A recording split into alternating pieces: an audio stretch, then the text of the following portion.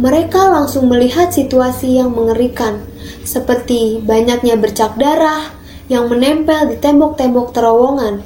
Ada potongan kepala yang terlepas, tangan dan kaki yang terputus, serta potongan daging yang berceceran di area terowongan Paledang tersebut.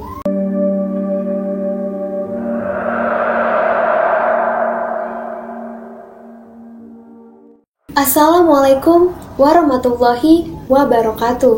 Bertemu lagi dengan gue Syahira. Di sini gue akan membahas sebuah tragedi peristiwa yang terjadi pada tahun 2000-an yang merenggut banyak nyawa.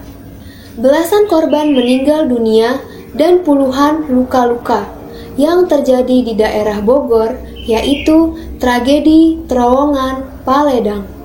Terowongan Paledang ini dikenal oleh masyarakat kota Bogor, Jawa Barat sebagai terowongan yang banyak menyimpan kisah misteri menyeramkan. Mungkin bagi kalian yang baru mendengar nama terowongan Paledang ini atau yang belum pernah melihatnya secara langsung, kalian akan berpikiran kalau terowongan ini adalah sebuah terowongan yang sangat panjang. Dilihat sekilas, terowongan kereta Paledang ini memiliki ruang yang sempit, tak seperti terowongan pada umumnya. Memiliki panjang hanya 10 meter dengan ketinggian ruang yang pas dengan ukuran badan kereta. Di mana terowongan Paledang ini juga dibangun di bawah sebuah jalan yang tentu saja panjang dari 10 meter. Terowongan itu adalah lebar jalan yang berada di atasnya, yaitu Jalan Paledang, Blok Sekolah 17, Bogor, Jawa Barat. Diketahui kalau terowongan ini dibangun pada zaman penjajahan kolonial Belanda, yang tujuannya adalah untuk akses perjalanan dan pengiriman barang dari kota Bogor menuju kota Sukabumi. Para leluhur pada saat itu banyak yang mengorbankan nyawa untuk membuat terowongan itu, yang mana mereka menjadi korban kerja paksa atau yang biasa disebut dengan kerja rodi, dan mereka banyak didatangkan dari berbagai daerah, yang mana akhirnya mereka yang meninggal di tempat pada saat pembangunan dalam memasang bantalan yang terbuat dari kayu. Dari peristiwa ini, gak heran kalau banyak masyarakat sekitar mengenal jalur rute terowongan Paledang ini merupakan jalur yang menyimpan cerita menyeramkan. Terlebih, setelah tragedi berdarah yang terjadi pada tanggal 12 Januari tahun 2000, masyarakat yang sudah tinggal puluhan tahun di sekitar terowongan kerap melihat sosok menyeramkan, sosok tanpa kepala, dan mendengar suara rintihan dan gangguan mistis lainnya. Kita akan kilas balik kejadian tragis yang terjadi pada tahun 2000, yang mana membuat nama terowongan Paledang ini jadi semakin ramai dibicarakan. Pada era tahun 90-an ke tahun 2000, penertiban untuk penumpang kereta itu masih dibilang kurang optimal. Bukan karena tidak adanya peraturan, tapi untuk kesadaran keselamatan diri mereka pada saat itu masih sangat rendah. Meski sudah dinasihati, bahkan ditegur oleh petugas, tapi mereka itu dengan bergelagat membangkang, dan akhirnya mereka kerap sekali naik ke atap gerbong kereta. Dan biasanya kerap dilakukan oleh para penumpang, rata-rata anak muda, sehingga mereka tidak memperdulikan keselamatan diri mereka sendiri. Kejadian mengenaskan terjadi pada tanggal 12 Januari tahun 2000. Keadaan stasiun Bogor pada saat itu sangat ramai dari biasanya. Diperkirakan ada sekitar 1.000 penumpang yang ada pada saat itu akan melakukan perjalanan ke Sukabumi. Padahal biasanya penumpang ke wilayah Sukabumi hanya sekitar 700 penumpang saja. Dan moda transportasi kereta pada saat itu memang sangat murah, yaitu hanya sekitar Rp700 saja. Maka sangat diminati oleh masyarakat dan juga dianggap lebih cepat, karena moda kereta jalurnya terpisah dari kendaraan transportasi lainnya.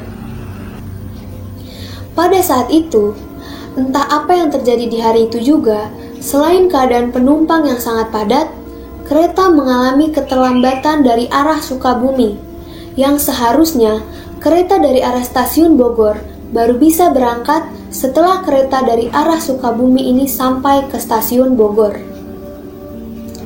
Nah, kereta ini seharusnya sudah berangkat sekitar jam 1 atau jam 12.50, tapi tertunda sampai 15.43 atau sekitar jam 4 sore. Jadi, harus melakukan persilangan jalur di stasiun Bogor. Ketika kereta ini akan mulai berangkat, para petugas harus menertibkan para penumpang anak muda yang ada di atas gerbong kereta untuk turun dan masuk ke dalam gerbong. Setelah dimarahi, akhirnya para penumpang anak muda ini turun dari atap dan masuk ke gerbong. Sepertinya, kalau dilihat, para anak muda ini adalah seorang pelajar. Sebagian juga ada yang berpakaian seperti anak pang. Juga ada yang membawa gitar, yang kemudian diketahui bahwa sebagian dari mereka hendak melakukan perjalanan wisata seperti naik gunung. Ketika kereta ini berangkat, para remaja nakal ini kembali keluar dan buru-buru naik ke atap gerbong sambil melempari batu ke kaca ruangan petugas peron. Dan diakui oleh Wakil Kepala Stasiun Bogor pada saat itu bahwa ekspresi wajah dari mereka, para remaja yang berada di atas gerbong, terlihat kayak bahagia banget.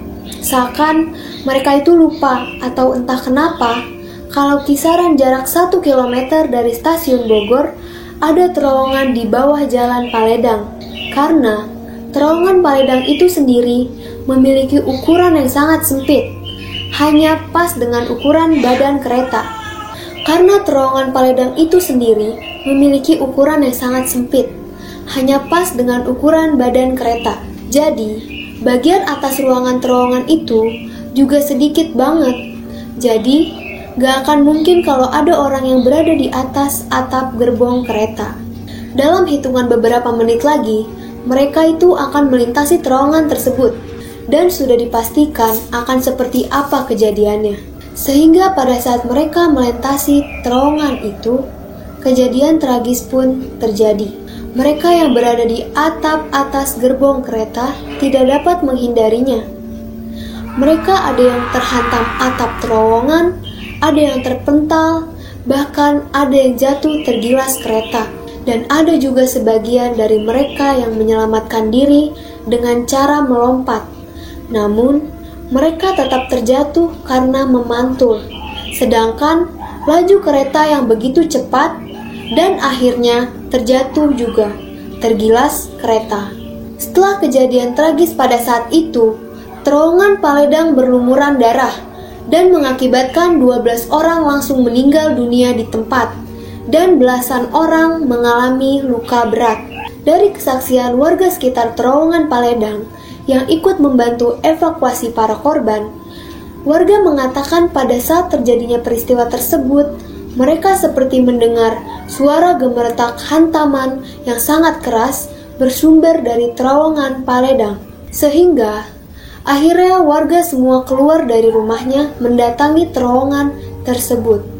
Mereka langsung melihat situasi yang mengerikan, seperti banyaknya bercak darah yang menempel di tembok-tembok terowongan. Ada potongan kepala yang terlepas, tangan dan kaki yang terputus, serta potongan daging yang berceceran di area terowongan Paledang tersebut. Bahkan, sebagian dari mereka ada yang mengalami cacat tubuh permanen. Dan dari penuturan warga sekitar, bahwa ada korban yang masih bernafas, namun keadaan tubuhnya sudah terbelah. Dengan isi perut yang keluar, warga mencoba menenangkan korban dan akhirnya korban meninggal dunia. Bahkan setelah maghrib, ada warga yang menemukan kepala korban yang terpental tidak jauh dari terowongan. Dari peristiwa ini, banyak masyarakat sekitar area terowongan Paledang yang takut melewati terowongan Paledang. Dan ada beberapa warga bahkan sering melihat sosok penampakan yang menyeramkan seperti sosok tanpa kepala, dan kerap juga mendengar suara jeritan minta tolong dan tangisan di tengah malam. Setelah peristiwa tragis itu, kereta jurusan Bogor-Sukabumi sempat berhenti beroperasi.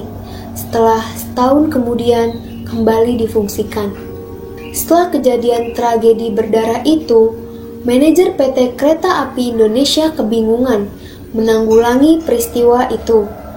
Kepada keluarga korban yang meninggal, PT Kereta Api memberikan santunan sebesar 1 juta per orang. Kini perusahaan itu juga mengusahakan pencairan asuransi kecelakaan untuk para korban. Padahal, kalau dipikir-pikir, asuransi mana yang mau menggantikan kerugian atas kejadian begitu? Karena atap gerbong memang bukan tempat duduk. Dan sebenarnya pada saat kereta itu diberangkatkan, kereta sudah dalam keadaan aman. Namun, kenapa tiba-tiba anak remaja itu keluar dan naik lagi ke atap gerbong? Jadi, kenapa PT Kereta Api yang disalahkan? Dengan nada menggugat. Penjelasan dari manajer PT Kereta Api. Tragedi itu ternyata tak berakhir sampai di situ. Kepolisian Kota Bogor melakukan penyelidikan lebih lanjut mencari tahu siapa yang paling bertanggung jawab dalam peristiwa itu. Akhirnya kepolisian wilayah Bogor menjadikan kepala stasiun sebagai tersangka. Karena kepala stasiunlah yang paling bertanggung jawab bila ada penumpang yang tidak duduk di tempat semestinya. Berdasarkan pasal itu, seharusnya kepala stasiun harus menunda pemberangkatan kereta api. Kepala stasiun malah membiarkan kereta berangkat. Dan dari peristiwa yang mengenaskan ini, kita bisa mengambil sebuah pelajaran berharga bahwa kita harus mentaati peraturan dan mengutamakan keselamatan jiwa kita. Dan dalam video ini, gue mau mengajak kalian juga untuk mendoakan para korban agar arwahnya mereka ditempatkan di sisi Allah Subhanahu wa Ta'ala. Amin. Buat kalian yang punya pengalaman horor atau mau jadi narasumber langsung, bisa kirim DM ke Instagram Cast3Official atau melalui email yang ada di description box. Terus dukung channel ini dengan cara like, comment, share, dan subscribe. Terima kasih sudah menonton video ini. Sampai bertemu di video selanjutnya. Selamat malam.